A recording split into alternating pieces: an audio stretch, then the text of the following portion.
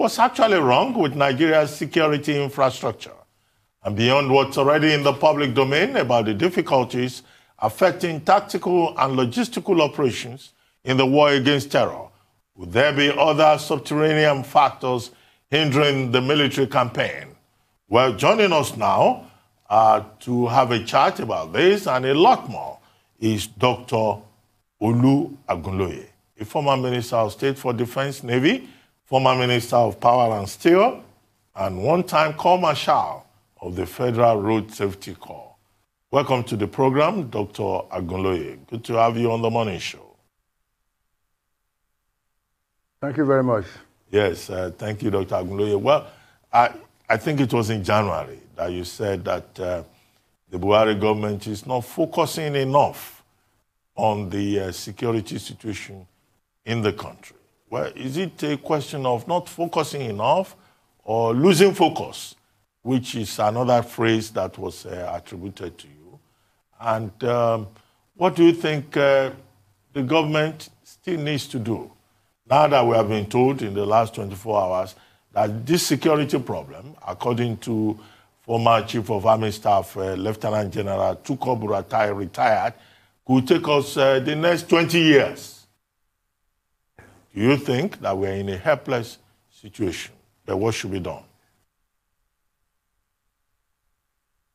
Well, thank you for having me on this program. I think we may be in a helpless situation, except we go back to the roots.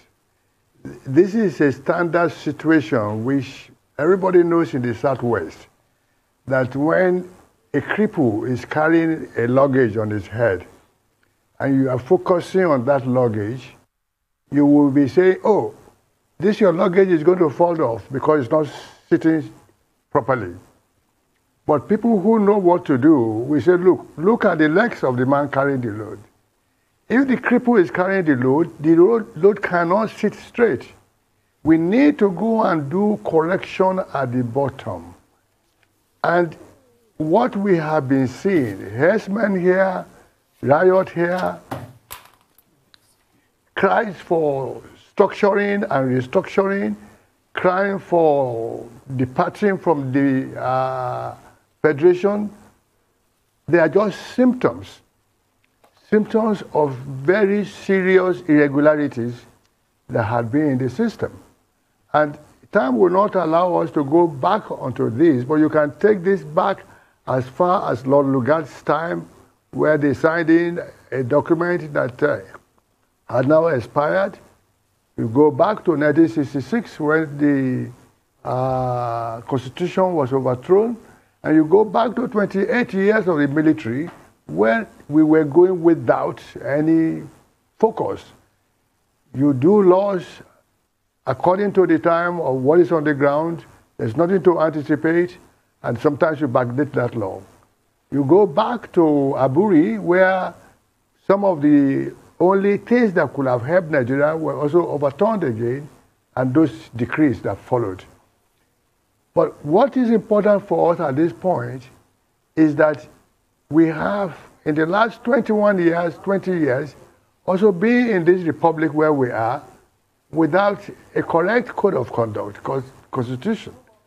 And except we go back to that, all the different attempts had not been okay. So we are now seeing the repercussions and the consequences. There are three legs of a tripod that any nation must stand on. This is not original to me.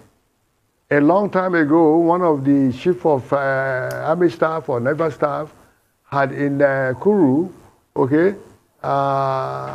giving this to government as a position paper. And the three legs are politics, security, and economy. Unfortunately, it's the politics that determines how the security will be, and of course, ultimately, how the economy will be. In our case, the politics have been dominated by intrigues. And I must say very quickly that there is no room for military in this tripod. Okay, so you cannot change politics for military. Okay, You cannot change anything there. But until we can have a good politics which is based on dedication and devotion to the nation, passion for progress, and passion for justice, without which there will be no peace. So long as we continue to have a government that does not seem to bother very much on the issue of justice, we cannot but have the symptoms we are having here. Even in the president's home state, there is instability in security. In different parts of the country, there's violence here. You call it herdsmen, you call it bandits, and I love those words because it does not say who is doing it. But the point is that we have a very bad situation, and we may be helpless except we go back to the basic principles. Yes, indeed, sir. So I want to employ that threadbare phrase, security architecture. If we're going back to the basic principles, how do we rebuild it from the foundations up? I'd like you to discuss all aspects of this security architecture and what needs to be amended, including the fact that in today's papers, we have General Olonishakin sort of attributing some blame to the state governors, saying that they were unable to properly secure Nigeria because there are 1,000 forests that were not properly secured by the states. Are we going to look at community policing, state policing, all aspects of our security architecture, as it's called? But what we are doing is just taking the thing on the surface. And once a crisis pops up somewhere, we try to deal with that crisis. And in dealing with that crisis, it affects another area. Then we now start to have people blame themselves. And Nigeria has to be very careful at this time because we are in the Southwest where things are boiling and brewing and multiplying. And if you go back, you know that what happens in the Southwest eventually dictates the fate of Nigeria. I hope it will not be in this case. The people, both military and government, are not be doing the correct thing.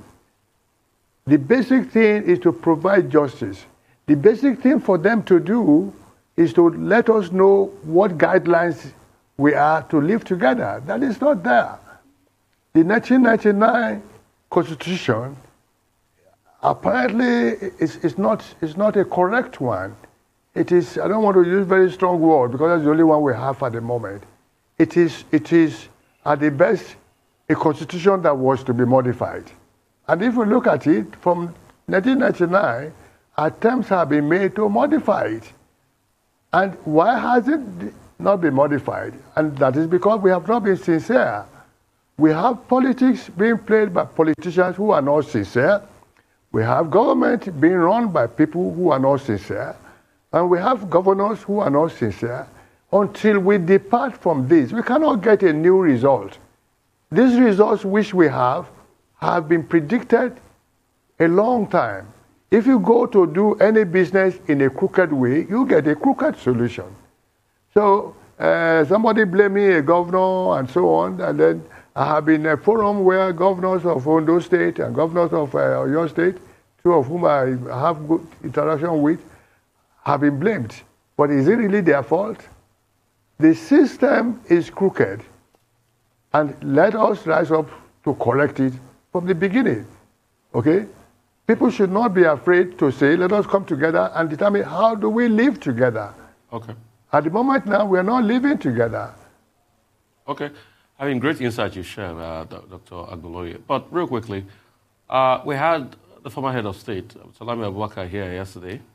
He said, these were his words, I did set up a very consultative forum in getting the Constitution. In fact, I even sent Justice Nikki Toby, blessed memory, to go out there and bring something back.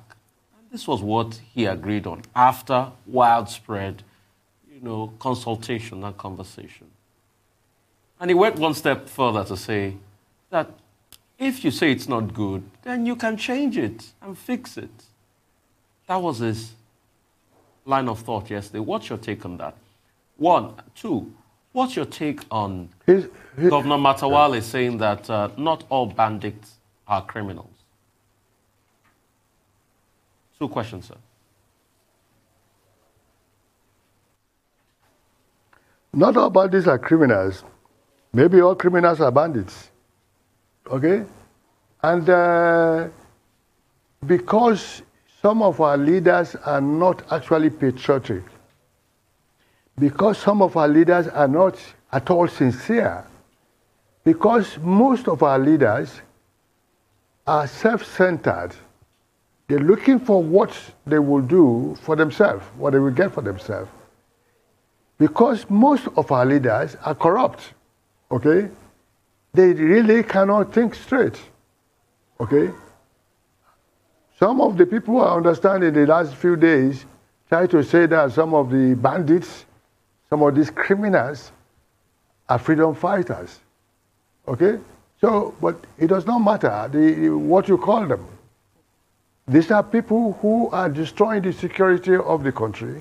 These are people who are destroying the economy of the country, and yet we are there saying we want progress. We can't get progress except we attack that. On the Constitutional Assembly attempt to amend the Constitution, they have never been sincere. I served under one of them, under Chief Obasanjo's regime. And I think another one was done under President Jonathan. But none of the governments have been sincere about it. They have not looked at it, and they continue to stay on the faulty constitution. So we are running a country without a good constitution, okay? So how do you get something out of it? You cannot. Well, Dr. Agunloye, we'll go on a short break, shortly. But before then, I would like to ask you, you are from Ondo State. I'd like to have your comments on the issue about, the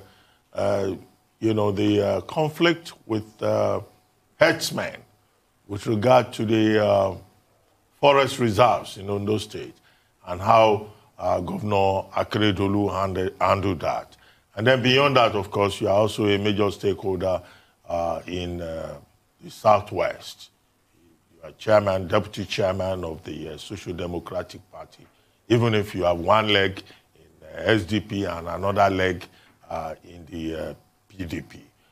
What do you think of the security challenge that the Southwest now faces and the emergence of Amotekun and a new phenomenon called Sunday Igboho, who seems to be the de facto generalissimo of the Yoruba army, if such a thing exists? Okay. Quickly on this, I need to remove this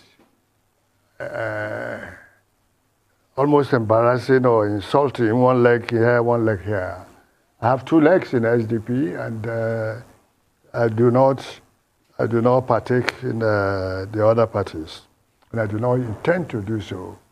And I do not intend Dr. Agunloye, to go from one to the other. Dr. Agunloye, if you could just hold your fire. No, I didn't mean to insult you, but you recall that in the last gubernatorial election, you supported the candidate of the PDP in Ondo State. But let's take this short break. When we return, the conversation will continue. We'll be right back.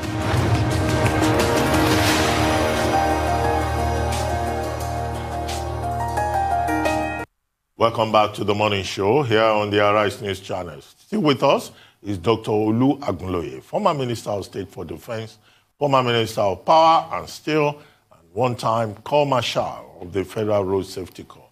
Dr. Agunloye, thank you very much for staying with us. So I'd ask you two questions before we went on break.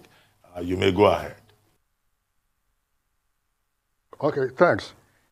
First, on the Ondo Forest and the Akeredolu, I need to remind the public that we are talking about Ondo State, where Chief Olufalaye has a farm.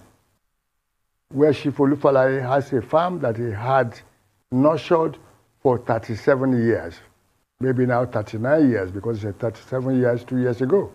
Okay?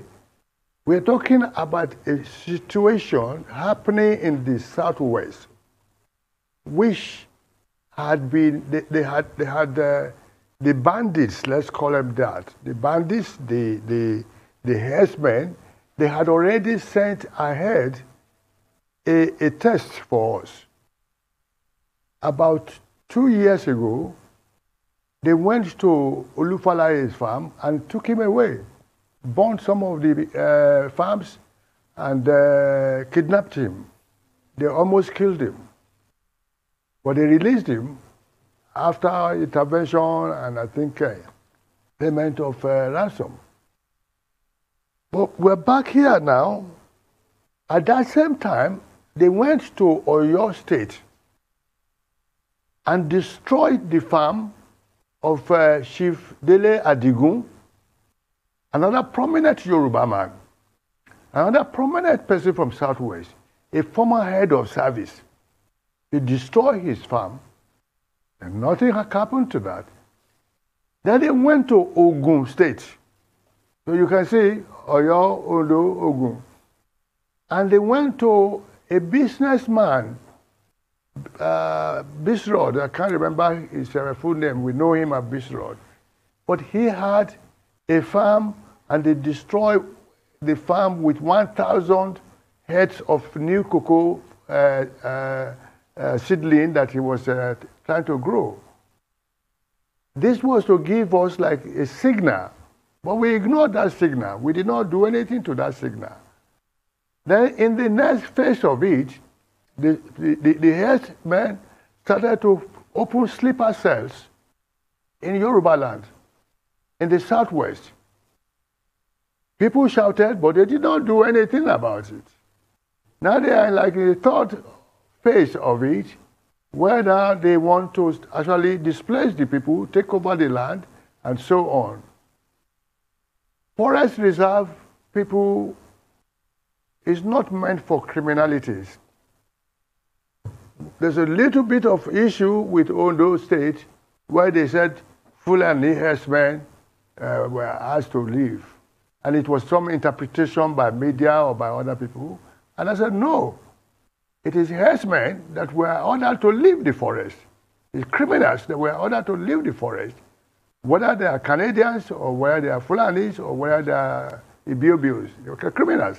Okay?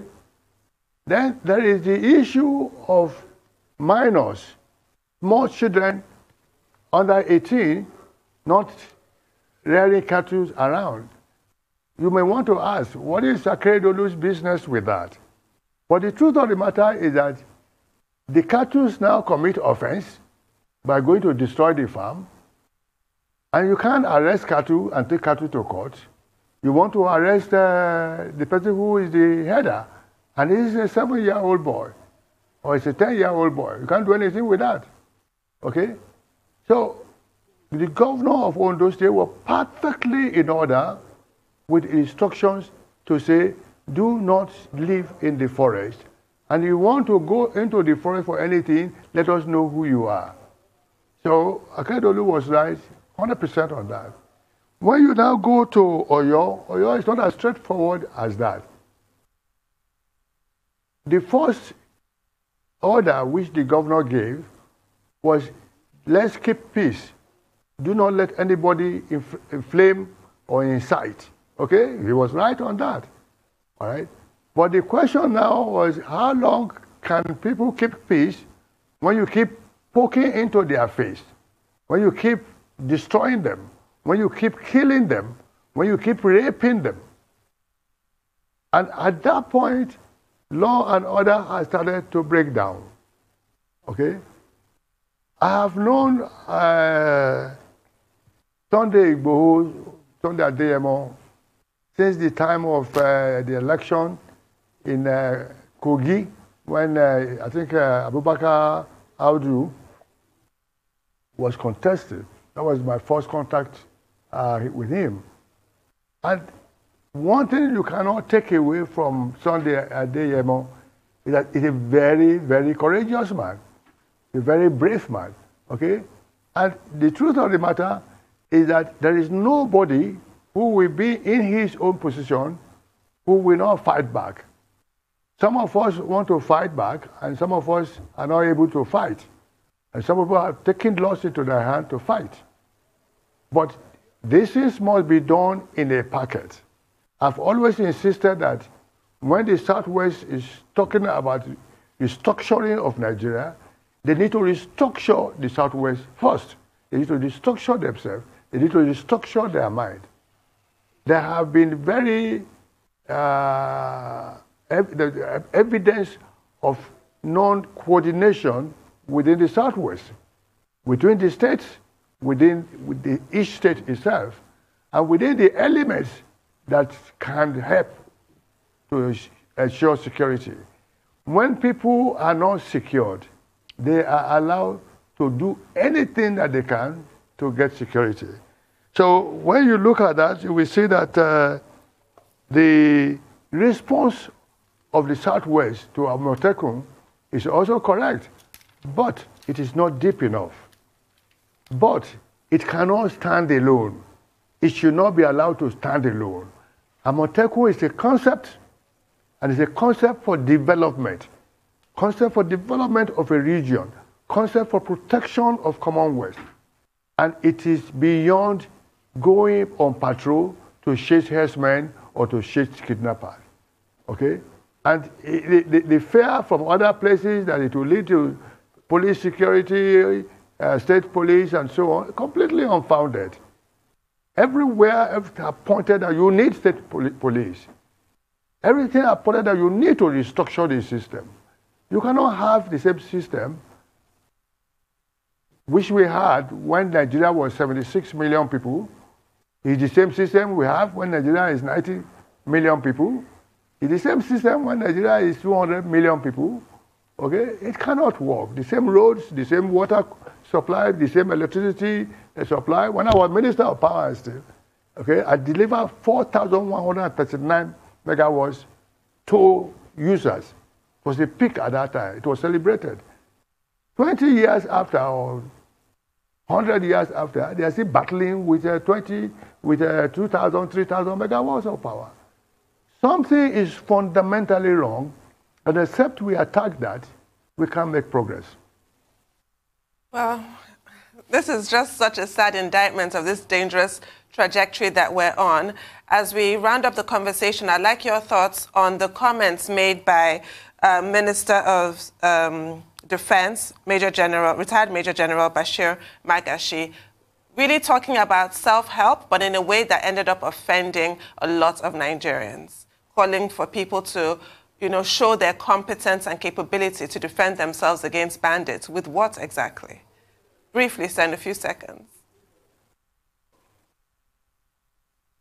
Well, people will take laws into their hands if their lives become threatened.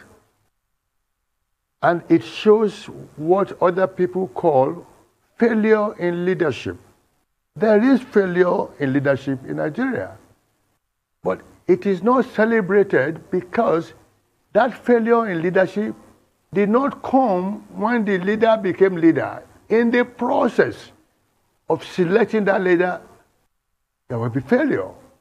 So when you see 5 people trying to be leaders, we look at them, we rate them, and we take the worst one. We have always done so. We have never asked for how competent is this my leader that we want to select. We have not asked for how credible is he. Okay? And we have not asked for how compassionate he is. Dr. Agunloye, on that note, we'd like to thank you very much, Dr. Agunloye, for joining us on the morning show today.